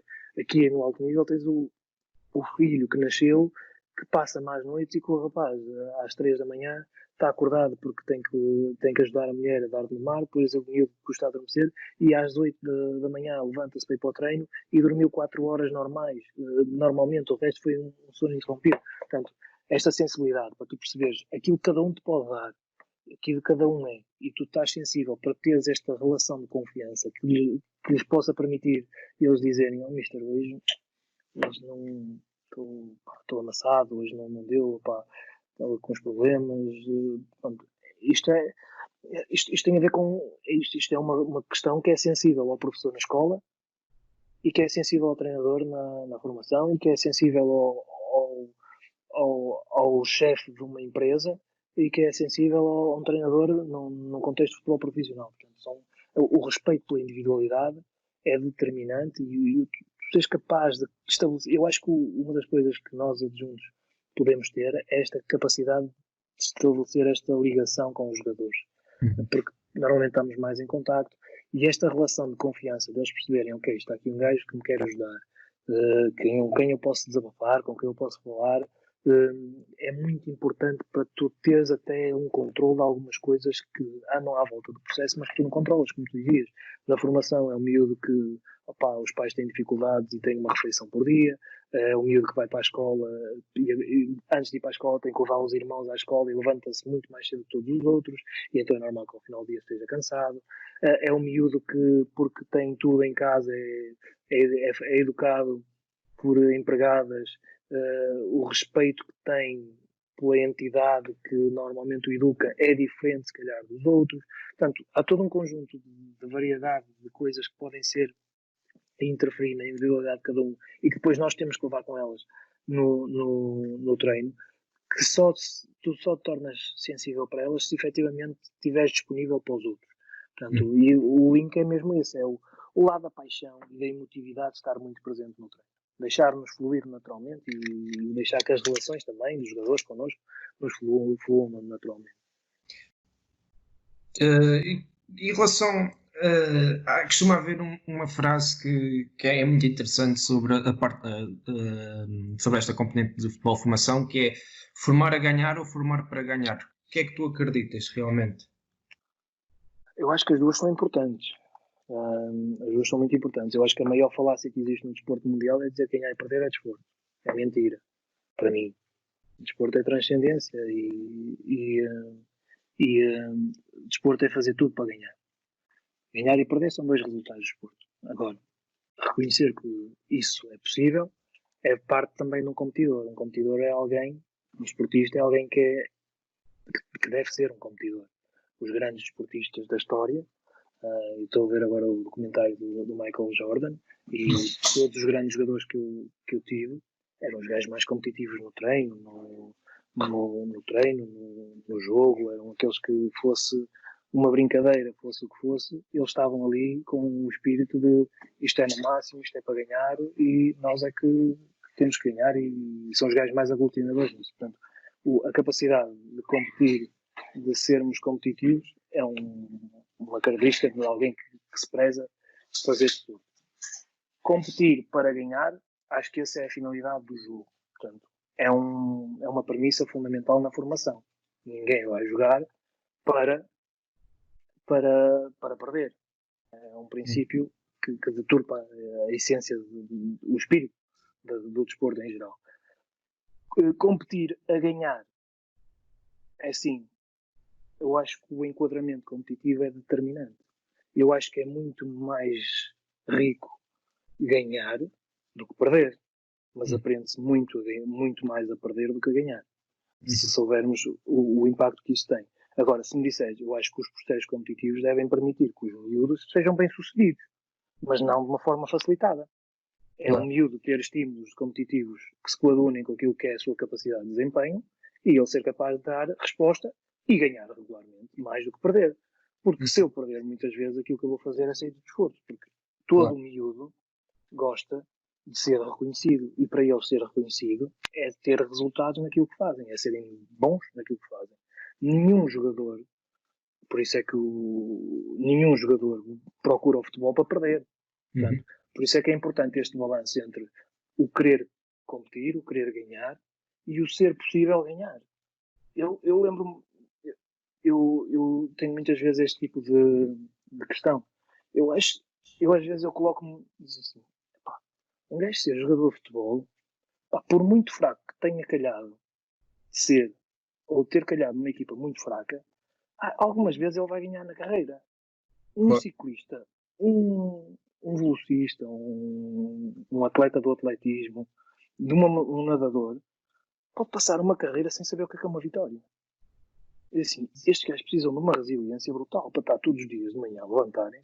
Claro que depois têm objetivos parciais, digamos assim, mas é preciso ter uma capacidade de resiliência todos os dias, para ser o terceiro nacional, para ser o 19º a nível não sei das quantas. Assim, eles nunca sabem o que é ganhar. Ganhar, ser o melhor. Quando eu digo ganhar, é ser o melhor. Sim. Eles ganham porque eles conseguem ressignificar o que é no fundo ganhar. Mas não é o ganhar do desporto, não é o ganhar de ser o melhor. Portanto, e acho que este lado do ganhar é importante. É importante, até por uma questão, eu acho que todos os jogadores devem ser habituados a ter uma cultura de vitória. Eu vivi a realidade do Benfica e se há uma coisa que aqueles miúdos têm, é uma cultura de vitória. É completamente diferente. A pior coisa que pode acontecer para mim num balneário é empatar ou perder e aquilo ser normal e estar o balneário todo conformado. É a pior coisa que existe. Ou seja, ganhar é muito importante e reforça, porque ganhar também reforça que o processo está bem. Mas atenção, ganhar também ilude muito. Pode-se ganhar porque tem os melhores e o meu processo é um processo vulgaríssimo. Se calhar uma equipa mais fraca a nível individual acaba por perder e tem uma construção muito mais rica que a minha em termos de processo. Portanto, perder questiona-nos e mete-nos perante uma questão fundamental, que é, ok, o que é que estamos a fazer bem? Porque, por norma, leva-nos a questionar. Quando ganhamos, nós não nos questionamos. Por isso é que eu acho que uma das coisas e não tendo muito a ver com a pergunta, tem a ver com aquilo que é a construção de um desportista ou de um competidor, seja treinador, seja jogador, tem a ver com a questão fundamental que se deve colocar na carreira, que é, como é que eu quero perder? Eu acho que a questão fundamental que um treinador se deve colocar é como é que ele quer perder. Da mesma forma que um jogador se deve colocar como é que eu quero perder. Porquê? Porque é no momento que perdes que tu te questionas, seja em relação à tua ideia de jogo, seja a forma como tu treinas. Quando tu ganhas, tu não escolhes como tu ganhas, porque como tu ganhas, para ganhar qualquer forma serve. Tu aceitas. Estás a ganhar, estás confortável. O importante é quando tu abanas porque perdes, dizes assim, não, mas é assim que eu tenho que perder. Porque é com estas ideias que eu acredito. Portanto, isto é que é a pergunta que eu acho que é determinante. E um jogador também é um bocado assim. É como é que ele quer perder. Ele não quer perder, mas eu acho que é importante que quando ele perca, perceba, ok, mas eu fiz tudo para ganhar. Portanto, formar a ganhar é importante se o quadro competitivo for estimulante. Senão, estamos a criar vícios. Formar para ganhar é determinante. É uma premissa fundamental para mim daquilo que tem que ser um jogador de alto nível e uma pessoa. Acho que nós somos altamente competitivos. Se nós não soubermos competir no desporto, depois também vamos ser os gajos que se deixam ultrapassar, que está tudo bem, façam o que fizerem, para mim está bom. Portanto, acho que isto é também um ensinamento do desporto para a sociedade e para os indivíduos, digamos assim. Sem dúvida. Falaste do Benfica do Sub-23, onde iniciaste esta temporada. Sentiste que uma das maiores dificuldades que vocês tinham na gestão diária tinha a ver com a imprevisibilidade de saber com que jogadores é que iam contar, fruto da ligação com a equipa B, até mesmo com a equipa principal? Isso dificultava o vosso trabalho diário? Dificultar, não diria que dificultava, acho que nos criava um desafio. Importa perceber que a imprevisibilidade não era assim tanto. Estás-me a ouvir, Francisco? Sim. A imprevisibilidade não era assim tanta, porque nós normalmente, à terça-feira, por norma todas as terças, os 3 treinadores dos plantéis de júniores, equipa B e sub-23, juntamente com o coordenador da formação, Pedro Marques, e também o Bruno Maruta, tínhamos uma reunião para perceber qual era o enquadramento que nós íamos dar àquele fim de semana, ou às vezes, quando coincidia mais com o jogo no meio da semana, qual era o enquadramento que nós iríamos dar. Aquilo que nós não tínhamos efetivamente no Sub-23 era muito tempo de treino, porque nós jogávamos praticamente 4 em 4 dias, tínhamos uma densidade competitiva relativamente considerável. Quando tínhamos mais tempo para treinar, os jogadores estavam nas seleções, iam para as seleções e, portanto, ficávamos com um grupo de 5 jogadores e normalmente juntávamos equipa B, sub-19, que, por sua vez, dentro deste grupo, alguns iam treinar com a equipa principal, que também ficava com jogadores ausentes que iam para as seleções. Portanto, a imprevisibilidade era uma imprevisibilidade minimamente antecipada, digamos assim. Nós sabíamos que no sábado ou no domingo iríamos ter X jogadores dos júniores que era importante fazerem este jogo para lhes dar um estímulo competitivo um pouco mais exigente, X jogadores da equipa B que não iriam ter tanto espaço naquela posição e então viriam jogar. Portanto, a articulação era diferente. Na verdade, em muitos momentos, e também até pela experiência da Youth League, eu senti-me mais um selecionador do que um treinador. Porquê? Porque, na verdade, não era um processo de treino normal. Nós começamos a época, passado 3 ou 4 semanas, começamos a jogar. Começamos a época com o plantel meio construído, ainda não estava todo formado. Depois, acabámos por fazer jogos e praticamente era 4 em 4 dias a jogar. Eu creio que fiz 16 jogos para o campeonato, não repeti nenhum 11. Depois a questão da Youth League também, em que tínhamos ali um conjunto de jogadores de 3 equipas distintas, sub-19, equipa B e sub-23, e criar, portanto, imaginem, nós jogámos à quarta, juntávamos se a equipa B jogasse ao domingo, na segunda começávamos a treinar, na terça treinávamos e na quarta-feira jogávamos. Portanto, tínhamos ali 2 dias em que juntávamos a malta toda. Daí eu dizer que era uma lógica um bocado de selecionador, não tinha um processo de treino tão... Mas era muito giro e era muito rico. Porquê? Porque como não havia muito tempo para preparar, para treinar, nós tínhamos que ser muito concisos e muito precisos naquilo que era o fundamental. Não podíamos andar com grandes coisas porque aquilo tinha que ser, ok, é por aqui que vamos, e infelizmente nós tínhamos uma ideia de jogo do clube, que permitia também que fosse mais fácil a transição de um escalão para o outro, de cima para baixo, de baixo para cima.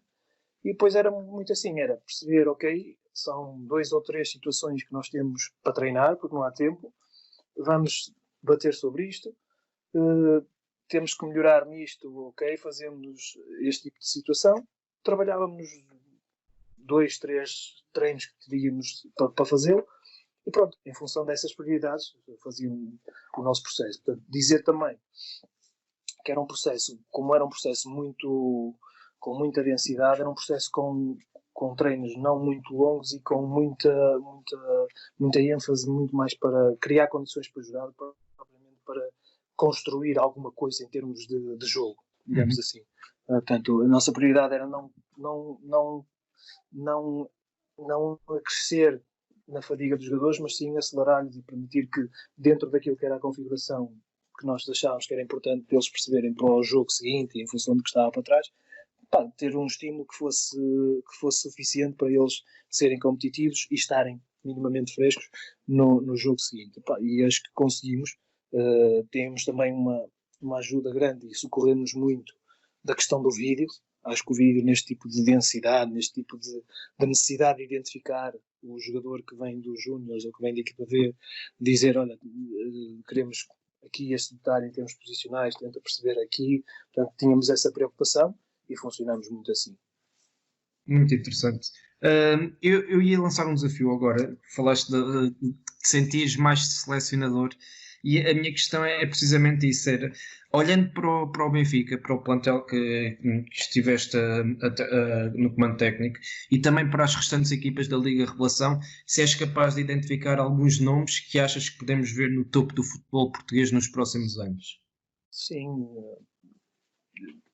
posso dizer, ali no Benfica, grosso modo, acho que metade daquele plantel, talvez a totalidade, vai conseguir chegar a uma primeira liga. Acho que há ali jogadores, para mim, o Paulo Bernardo, acho que é um jogador que me encanta pela forma como ele joga.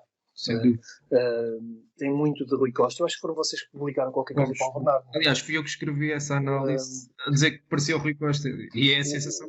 O Paulo tem uma relação com o corpo que o torna elegante a jogar, e ao mesmo tempo uma relação com a bola e uma variabilidade com o corpo que lhe permite fazer tudo nos timings certos, com uma leveza brutal. Portanto, eu acho que é um jogador que dá muito gozo dá muito gozo de ter treinado o Paulo, ele sabe disso. Eu tinha os meus centrais, eu gostava muito dos meus centrais. O Miguel, acho que o Miguel teve o clique este ano, que pode ser, o Miguel Nóbrega teve o clique este ano, que pode ser um central muito, muito interessante, porque tem coisas que mais nenhum central tem. Tem uma vontade brutal com bola. É um miúdo completamente descontraído, que é a antítese daquilo que toda a gente diz que deve ser um central. Mas se calhar ele está certo, porque quando os outros estão a arder, ele está tranquilo da vida e consegue apagar o fogo. Portanto, é muito rápido, é um jogador com uma relação com bola brutal. Tinha o Ganchas, que era um miúdo muito sóbrio, que eu acho que é um jogador com uma polivalência também interessante, porque pode fazer lateral direito, e com uma sobriedade. Eu disse uma vez ao Pedro Ganchas, que se fosse empresário, e disse à frente dos colegas, se eu fosse empresário era a ti que eu escolhia, porque eu sabia que tu podias não me dar muito dinheiro, mas tu ias ser jogador, porque é o jogador que é um relógio, é fiável, é aquele, do ponto de vista pessoal, do ponto de vista como jogador. Portanto, tínhamos dois centrais muito interessantes. Tínhamos o Fábio, que tinha chegado do Sintrense, que apareceu de uma forma brutal, descomplexado muito, e foi crescendo ali. O Ronaldo Camará, que é um jogador completamente, é outra forma de ser médio, quando comparado com o Paulo Bernardo. Sim. O Ronaldo também, o Ronaldo é um jogador que, pelo carisma, pode ter um espaço brutal no futebol. Eu dizia que, pelo carisma que ele tem, ele pode se afirmar no futebol de uma forma contundente, até pela capacidade de liderança, porque ele é daqueles que tenho cada vez há menos, que é uma arrogância boa de dizer, dá-me cá a bola que está a arder, mas eu assumo, não tem problema. Portanto, é corajoso. Tinha o Luís Lopes, que foi um miúdo que eu gostei muito de encontrar, porque acho que tem coisas como ponta de lança que ajudam muito a uma equipa. Portanto, toda a equipa, os extremos, o Tiago Gouveia, que inicialmente começou e depois passou para a equipa B, o Jair, que encontrei muito do Renato nele, que se calhar foi o meu estágio para o Renato, mesmo em termos de personalidade. O Tiago Araújo, que tinha características completamente diferentes, um extremo muito vertical, muito decisivo no último terço. Portanto, toda aquela equipa em geral, aqueles que jogavam mais, os médios muito interessantes. Portanto, acho que havia muito talento, todos eles vão chegar à Primeira Liga. Tomás Azevedo com uma forma de ser 6 completamente distinta. Nas outras equipas, o Braga tinha uma equipa muito, muito interessante. Eu posso não me lembrar dos nomes de alguns jogadores, mas o Braga tinha na frente jogadores muito interessantes. O Rio Ave tinha jogadores muito interessantes, já muito maduros. Alguns deles tinha eu estado com eles 2 anos antes na equipa sénior do Rio Ave, portanto tinham essa vantagem de terem alguma maturidade comparado com os outros. Estou a falar, por exemplo, do Vitó, que é um jogador muito interessante.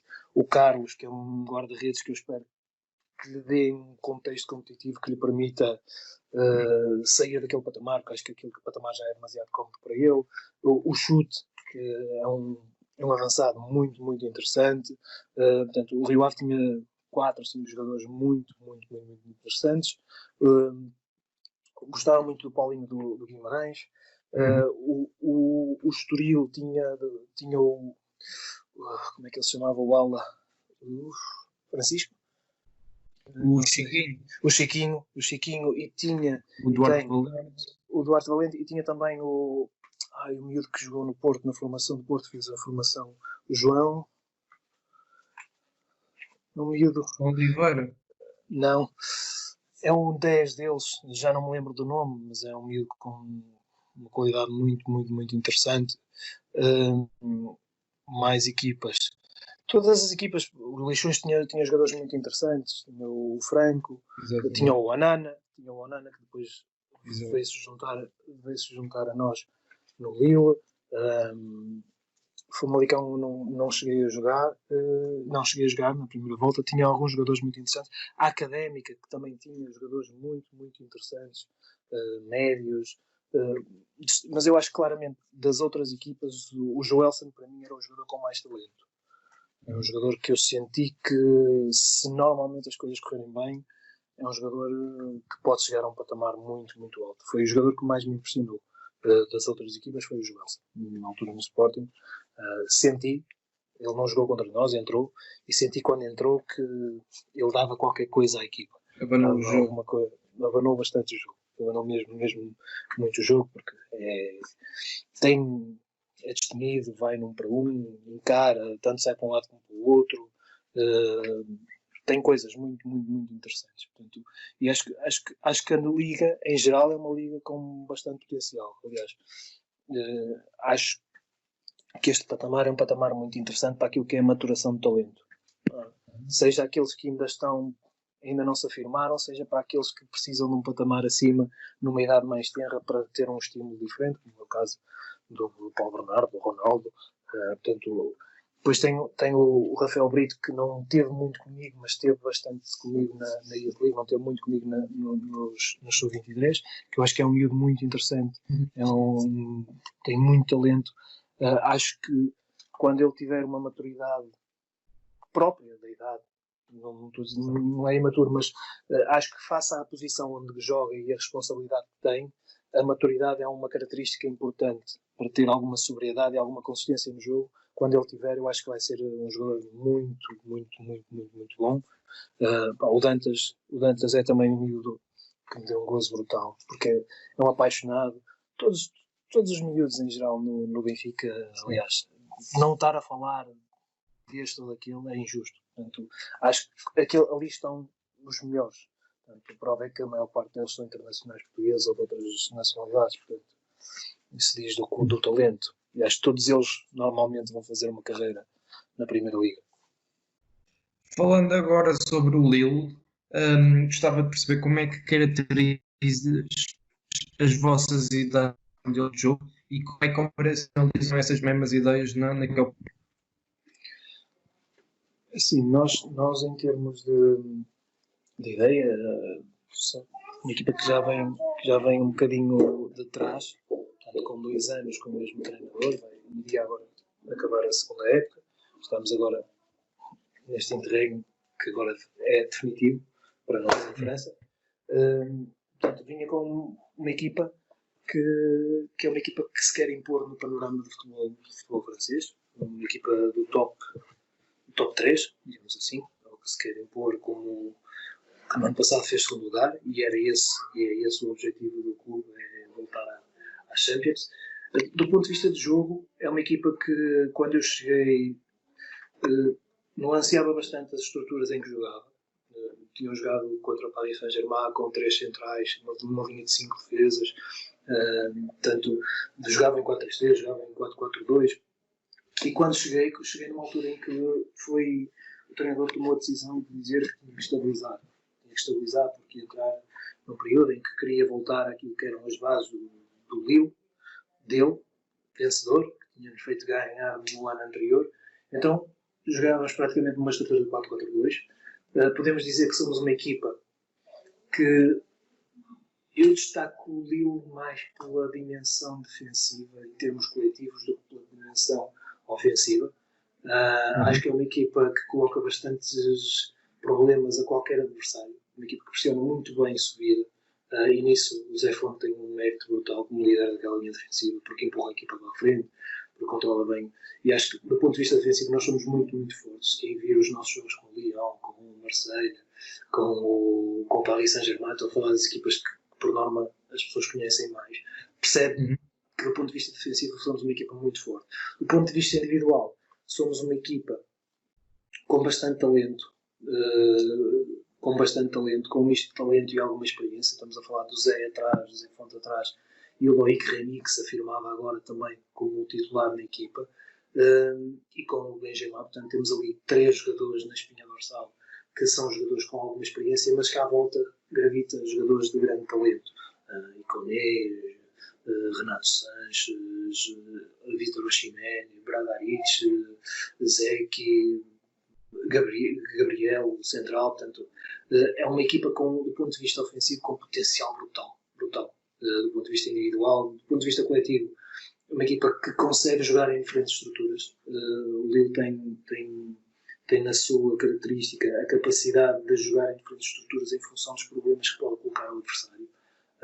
Nós normalmente, nesta fase final, estávamos a jogar com uma linha de 4, com 2 médios, normalmente o Renato e o Benjamin, 2 alas interiores e 2 avançados, praticamente com um 4-2-2-2. em que depois havia diferenças na construção em função daquilo que era a forma como os adversários pressionavam. Por vezes construímos a 3, por vezes a 4, por vezes a 3 com lateral, por vezes a 3 com central, em função dos espaços que queríamos criar nos adversários e em função da necessidade de fixar e perceber onde é que nós queríamos as superioridades ou as igualdades numéricas para tirar partido disso. Muito bem. Falaste do Renato Sanches. Tu entraste com a época a decorrer, mas certamente que tens conhecimento daquilo que te vou perguntar. Perceber como é que o Lille conseguiu recuperar um jogador que estava sem confiança nas últimas épocas e que ele próprio assumiu isso publicamente e que hoje em dia está num excelente momento de forma e é um dos melhores jogadores da Liga Francesa. Isto é quase como ir a uma garrafeira espetacular e comprares uma garrafa de vinho brutal e depois, entretanto, chegaste a casa e, entretanto, recebeste mais umas quantas e na tua garrafeira foste-me deixando aquela lá para trás. A qualidade esteve sempre lá. Ela não estava invisível. Tu não pegaste naquela garrafa porque, entretanto, chegaram outras e meteste outras à frente. Portanto, o Renato é isso. O Renato é um jogador com potencial brutal. É um jogador que, fruto do percurso, acho que eu às vezes eu converso bastante com ele, tenho a felicidade de ter uma relação boa com ele. E acho que o Renato tem consciência que neste momento também é muito mais jogador do que o que era. O Renato conseguiu crescer, sofreu, mas arranjou um espaço onde é feliz, onde se sente novamente protagonista, onde percebeu que tinha, porque o Renato é desses que é muito competitivo, por isso é que consegue sair de um período menos bom e voltar a superar-se, e consegue sair de um período muito valorizado. É um dos jogadores que dá gozo ver treinar, porque treina sempre no máximo. Diverte-se a jogar. É um miúdo, ou seja, com uma responsabilidade e uma vontade de vencer brutal. E eu acho que o facto do Renato estar bem com ele mesmo, isto vale para os jogadores e vale para os treinadores, o facto do Renato estar bem com ele mesmo faz com que ele acabe por ter uma dimensão e um impacto que o projetam para aquilo que é o real potencial dele. O Renato consegue se distinguir numa liga, e eu acho que esta liga é altamente favorável para o Renato, para as características dele. Consegue se distinguir numa liga que é uma liga com muito talento, que é uma liga que também valoriza, aliás, a Liga 1, como se slogan diz, a Liga do Talento. Portanto, é uma liga que aposta nos jovens, é uma liga que dá espaço para os jovens experimentarem, serem arrojados, errarem, voltarem a jogar. Portanto, e o Renato encontrou isso no liga, encontrou um espaço onde se voltou a sentir protagonista, ganhou um espaço onde os outros o consideram como importante para aquilo que é o nova, ganhou um espaço em que os adeptos sentem lá quando ele pega na bola, isto vai andar. Portanto, ele conseguiu criar essa aura porque ele tem essa aura. Portanto, a qualidade e o potencial do Renato esteve sempre lá. Acho que o facto de ele vir a jogar continuamente bem trouxe uma estabilidade muito grande. Acho que aquilo que ele viveu lhe deu uma maturidade muito boa. Eu posso dizer que, por vezes, ao falar com ele, eu dizia: tu não tens que provar nada a ninguém. Tu estás aqui porque tu foste um gajo que provou que poderias ir para um nível diferente. Deixa-te um bocado daquele discurso de tenho que provar isto aqui, via-se muito nas entrevistas que ele dá. Tenho que provar que ele está a deixar muito esse lado, porque ele está bem com a vida, ele já resolveu o que tinha a resolver, não tem que provar nada a ninguém. Portanto, e esse foi o conforto que aquele espaço de competição e aquela realidade, com outros portugueses, porque acho que também é importante o contexto de chegares a um balneário e poderes falar a língua, seja com os brasileiros, seja com alguns portugueses, para um miúdo que sai para a Alemanha, que não é propriamente um meio propriamente afável, digamos assim, chegar, não falar o alemão, deve criar um conjunto de problemas de integração que não devem ser muito fáceis de resolver. Coisas que ali, com outra maturidade, com um sofrimento que passou, que deu valor também a esse sofrimento, chegar ali, poder ter um espaço, poder ser ele mesmo, poder-se afirmar como alguém importante, deu ao Renato aquilo que foi a visibilidade que ele precisava para ser o que é. Um talento enorme. Sem dúvida.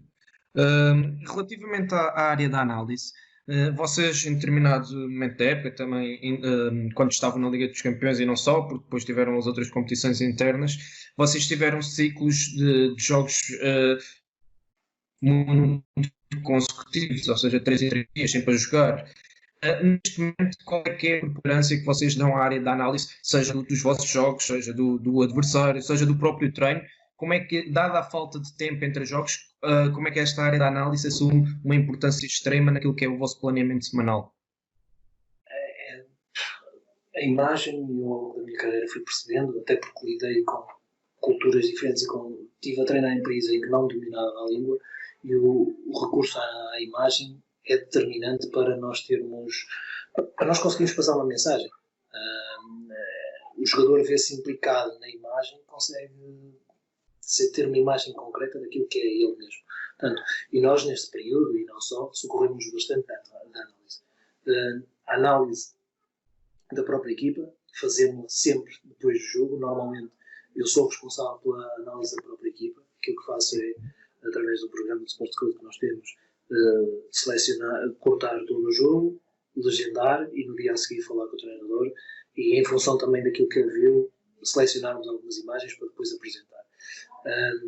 A análise do próprio jogo muitas vezes fazemos logo imediatamente após, podemos fazer durante a semana em função de irmos treinar um aspecto que era importante, ou podemos às vezes juntá-la na palestra do pré-jogo, digamos assim, com algumas coisas que possam ser importantes para o jogo a seguir. Então guardamos, a estrutura é a mesma, se for com um adversário com uma estrutura semelhante, e fazemos então esse uso da imagem. Do ponto de vista da análise do adversário, também temos muita preocupação. Dizer também que as nossas imagens, além de cortadas, de uma seleção de imagens, depois nós temos dois responsáveis. Temos um responsável pelo gabinete de análise, que é o Diego, e depois temos o Alexis e temos o Hugo, que trabalham a edição de imagens.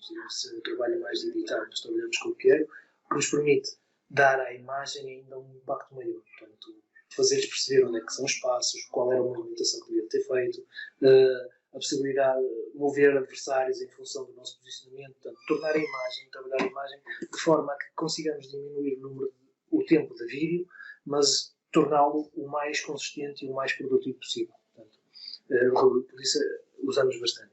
Normalmente fazemos também, e nesses dias antes do jogo, fazemos bastante isso, que é fazer uma análise do treino. Temos um ou dois exercícios que acabam por ser importantes, porque são coisas muito direcionadas para aquilo que vai ser o jogo, para aquilo que vai ser a dificuldade que nós vamos ter no jogo, para aquilo que vai ser a estrutura do adversário, em que fazemos esse exercício.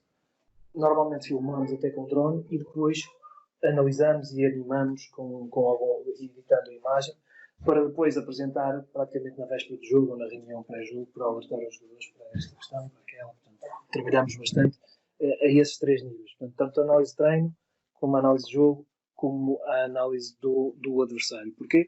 Porque acreditamos que a questão da identificação com a imagem é determinante. Faz sentido, sem dúvida. Estamos a chegar ao fim desta nossa conversa. Como última pergunta, eu gostava de saber quais é que são as tuas expectativas futuras em relação à tua carreira. És um treinador jovem e gostava de saber se ambicionas ou se tens essa ideia, esse objetivo de treinares uma equipa da Primeira Liga Portuguesa, se é algo que é um objetivo teu também. Sim, eu acho que o fundamental é mesmo isto. As pessoas muitas vezes questionam-me: então, mas deixaste o Benfica, que eras treinador principal e foste para treinador adjunto no Rio, porquê dessa decisão? Porque tem a ver com uma questão de gestão de carreira, que eu acho que é pertinente, de eu perceber que também preciso, e eu senti muito isso no Benfica. Eu acho que consegui ter algum sucesso no Benfica fruto do meu percurso como adjunto. O facto de chegar a um balneário e conseguir falar com os jogadores, porque uma coisa é nós vermos, imaginem, uma coisa é um Paulo Bernardo ou um Ronaldo Camará neste momento, outra coisa é nós termos lidado com os jogadores que estão já no patamar que nós achamos que vão ser o do Paulo Bernardo e o do Ronaldo Camará no futuro. Portanto, eu tive essa felicidade com o facto de ter sido adjunto em numa realidade até considerável em termos de dimensão. Portanto, tu conseguis chegar a um balneário e contar histórias do Iago Aspas, do Emiliano Sala, dos jogadores que eles, estamos a falar de jogadores que já são, consegues captar e consegues entrar muito neles, porque tu sabes o que eles são, mas sabes também o que os outros são, e sabes também, ao algumas coisas daquilo que foi o caminho dos outros até lá chegarem. E acho que isso pode ajudar muito um treinador quando está num nível etário, no caso, num nível etário diferente, e eu achei que isso foi um aspecto muito, muito, muito rico para mim quando cheguei ao Benfica, foi a possibilidade de eu ter confrontado com uma realidade diferente. E também é um bocado nesse sentido que tomo esta decisão, que é uma decisão que tem a ver com desafio e com uma oportunidade, tem a ver com o meu posicionamento perante a minha carreira. Fui a perceber com 33 anos, se tornar-me treinador de futebol poderia ser demasiado precoce para a minha gestão de carreira, podia ser acelerar uma coisa que eu não queria que fosse acelerada e podia desgastar a minha imagem. Ou seja, eu com 40 anos já andava já toda a gente sabia quem eu era e já estava farta de mim. Foi também questões financeiras, claramente, não nego, e foi o desejo de estar numa liga altamente competitiva também, e num clube que jogava Champions, e que tem a ambição de jogar Champions, e com um projeto que também me aliciou imenso. Foi uma decisão extremamente difícil deixar o Benfica, porque eu estava muito feliz, eu gostava muito de estar no Benfica, mas são daquelas decisões que na carreira, e a pensar na carreira, tens que as tomar. Portanto, e foi um bocado por isso. E foi também a pensar que um dia mais tarde poderia vir a ser treinador principal. Não tenho pressa, acho que esse momento deve acontecer quando acontecer. Senti este ano que pode acontecer, fruto de viver como principal e ter gostado da sensação, digamos assim, e da experiência, mas também ter percebido que as pessoas já me começam a conhecer como treinador ou como treinador adjunto. Uma das coisas que eu não queria, mesmo para a minha carreira, era quando eu me tornar treinador principal, tem que ter uma coisa que valha a pena do ponto de vista daquilo que é uma coisa séria. Não posso, se há uma coisa que eu não quero, é ser treinador principal na segunda liga. Eu não quero começar a minha carreira como treinador principal na segunda liga, porque acho que se eu quero ter uma carreira, eu tenho que ter um contexto que me permita ter conforto para ser treinador principal. E aqui eu digo, eu nunca treinei na segunda liga como adjunto, é uma realidade que eu não conheço tão bem, é uma realidade que eu sei que do ponto de vista competitivo é altamente exigente e altamente volátil, porque podes estar a ganhar e depois de repente estás a lutar para ser campeão e depois acabas por não subir divisão e quando não sobes de divisão a tua carreira vai por aí abaixo. Portanto, acho que não tenho que ter pressa, tenho que ter uma coisa que vale a pena. Neste momento estou altamente realizado naquilo que faço. Tenho 2 anos ainda mais de contrato no Lille e quero cumpri-los. Quero desfrutar ao máximo de uma liga que é top. Quero desfrutar ao máximo da possibilidade de ter jogadores como o Zé Fonte, como o Renato, como o Loic Remy, como o Mike Maignan, como o Djorkaeff, que são jogadores com potencial, com experiências diferentes. E isso eu sei que me vai tornar muito melhor treinador no futuro, seja principal, seja adjunto. Portanto, aquilo que eu quero mesmo é viver e estar contente com aquilo que faço. E neste momento eu estou contente com aquilo que faço. E eu sempre disse isto, mais vale ser adjunto num nível muito bom do que ser um treinador principal num nível mediano. Portanto, eu gosto de futebol. Não tenho problemas em ser adjunto, quero ser prestável para as pessoas, para os clubes e assumir esse papel. Portanto, se a oportunidade surgir mais tarde ou mais cedo, gostava, porque gostei do desafio, gostei da experiência. Agora, não acho que seja algo que eu tenho que colocar na minha cabeça, é daqui a 7 anos, é daqui a 5, é daqui a 3. Portanto, é uma coisa que, tal como a carreira de um jogador e de um treinador, acontece naturalmente. Portanto, as possibilidades poderão vir a surgir e, em função disso, se surgirem e eu achar que vão ser boas, eu vou encará-las como encarei este desafio de ir para o Lille e como encarei o desafio de ir para o Benfica. Portanto, é fazer a carreira, o caminho faz caminhando e é preciso continuar a andar, digamos assim. Portanto, tenho essa ambição, gostava de voltar, não gostava de voltar para qualquer coisa. Portanto, para isso prefiro estar no meu papel totalmente realizado, ter esta experiência que acho que me vai valorizar e me vai tornar muito mais treinador, porque estou a lidar com uma língua que não é minha, que já vou dominando, estou a lidar com um treinador que é completamente diferente de todos os outros que eu tive e isso também me acrescenta imenso. Portanto, é isto que eu perspectivo para a minha carreira, é continuar feliz no futebol. Isso é a prioridade. Continuar feliz, continuar com condições de permitir-me que os meus me sigam, que essa estabilidade que eu tenho, e tenho que agradecer também à minha esposa, porque me acompanha sempre, isso dá-nos uma estabilidade brutal. Portanto, eu poder conciliar família e profissão é conciliar tudo o que mais gosto. Portanto, por isso posso-me dizer que sou um privilegiado e estou feliz por isso.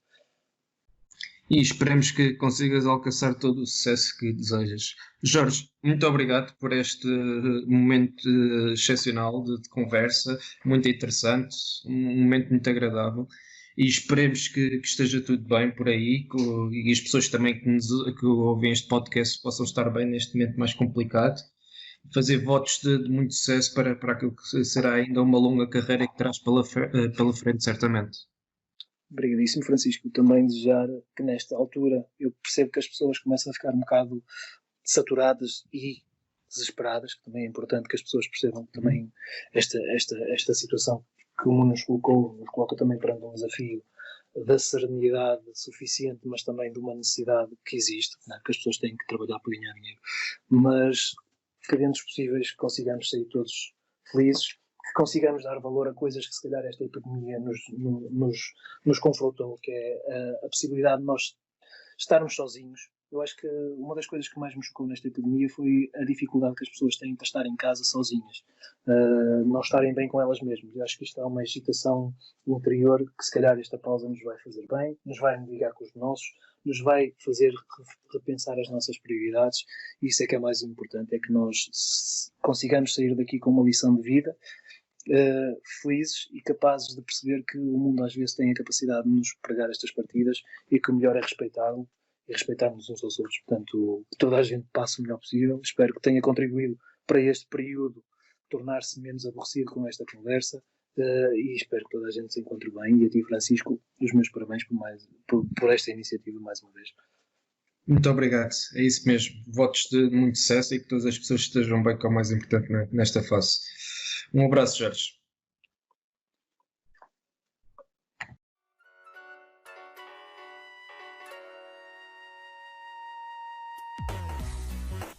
Obrigado por nos terem seguido em mais um episódio. Sigam o ProScout nas redes sociais em Facebook, Twitter, Instagram, YouTube e principalmente no nosso site em www.proscout.pt. Até à próxima!